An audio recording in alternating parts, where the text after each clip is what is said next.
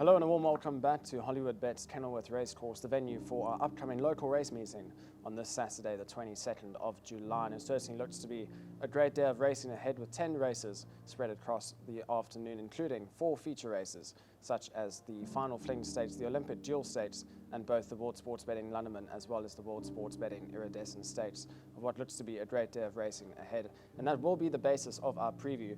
And starting off in race number 5, the first of our 4 features, the Olympic Dual Stakes, the listed event over 1,200 meters. And number 3, Quintus Light, certainly stands out here.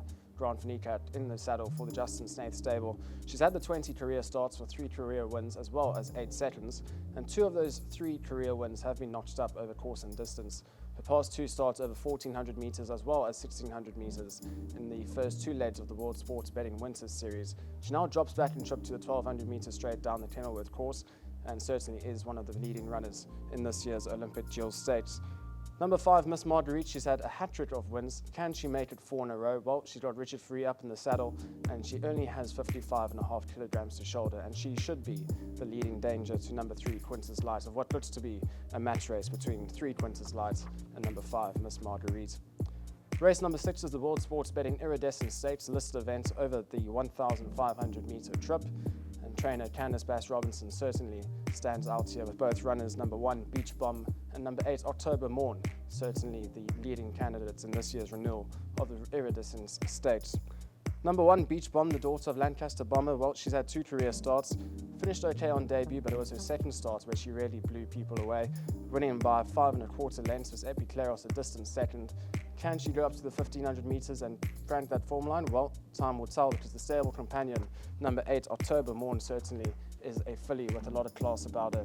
She's been feature raced twice this season so far in the Winter Nursery, where she finished 0.4 of a length behind Distant Winter at level weights, as well as in the Perfect Promise Sprints, where she notched up a very impressive win by 6 lengths, beating Quick Trip into second. So which one, number 1 Beach Bomb or number 8 October Morn? Personally, I'm in the camp of the latter, especially with the stable jockey Elder De Meyer that will be retaining the ride on number 8 October Morn. Race number 7 is the World Sports Betting London, the Grade 3 over 1,500 meters, and is certainly one of the key races for our upcoming 3-year-olds next season, of which will be pointing in the right direction here. And runners number 3, Shashlui, number 4, Monumental, and 6, Snow Pilot are, for me, the leading contenders here, but I'm slightly leaning towards number 4, Monumental, who really does finish off his races extremely well.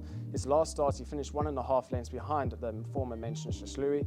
However, he did have the fastest 400 to finish time in the softer going, and going an extra 300 meters in distance. It certainly will suit the son of Gimme the Green Light. And once again, if he just settles in running, he has to be considered a huge runner. Number 3, Shashlui, well, he's won the most races out of his 5 career starts compared to the rest of the field.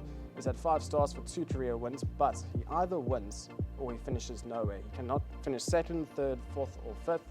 It's quite a tricky one. Do you bank Shashlui or do you go with Monumental and you back him up? Well, you can't leave him out, but his 2 runs around the turn is where he has finished unplaced. So there is a slight question mark with him going around the turn. Also, number 6, Snow Pilot. Well, in his last 2 starts, he raced against older company, and his last starts where he was a facile victor over the 1,400 meter trip, where he was a winner by 5 lengths, beating his fellow 2-year-old in that race. No apologies. Yes, it was a rather weak field, but when a 2-year-old takes on older and wins by 5 lengths, he certainly does stand out and has to be considered a serious contender.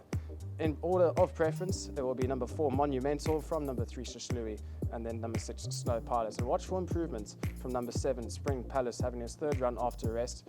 Last run over 1,200 meters, now stepping up back in trip, which will certainly suit him, and he could just run into the back end of quartets. Race number 8, the final of our 4 features, is the Final Fling Stakes, the Grade 3 over 1,950 meters, and there's quite a lot of runners that match each other once again based on the last run in the Stormsflay Stakes. And the winner of that race was number 5, Future Girl, who's having her 3rd run after a rest, and is that dangerous duo once again of Brett Crawford, Louis Nkotwa, as well as the sorts of Drakensberg Stud Farm, where we've seen oh so familiar on Durban July Day. Can that be the case here once again? And I certainly think it is so. She won with a bit more in hand in that Stormsflay Stakes race, and I think she will still come on from that run, and for me is the horse to beat. The danger to her will probably come from number 8, Gold Poker Game, from the Candice Bass-Robinson stable. She is actually very well weighted in this race to have a big chance, but her last run was very disappointing in that Storm Slay Stakes, but that was the only start where she's finished outside the first 4 from her 9 career outings. So you can definitely draw a line through that run. It says here she did not act in the going, so hopefully she can bounce back to prior form. Number 2, Lovers a Rose from the Great Enyon stable, also a very talented 3-year-old. She's a 3-time winner from the 15 starts already. Richard Faree is in the saddle, and it certainly has to be taken into account.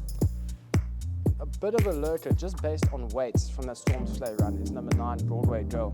Sean Veal for the Eric Sand stable. She showed huge improvements in her last start, where she finished 2nd in that Storm Slay Stakes race behind Future Girl, and she's now 2 kilograms better off and going an extra 150 meters in trip. I do think that she could have strong each-way claims, and certainly a runner that also can't be left out.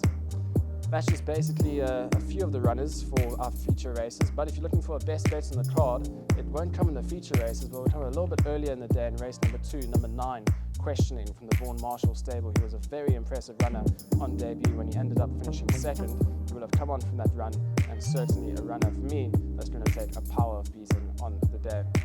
That's just the basis for the upcoming race meeting this Saturday. Hope to see you on course. It looks to be a great day of racing ahead. From myself, Devon Pretorius, and the Cape Racing team, wish you a great day of racing and hope to see you here on Saturday.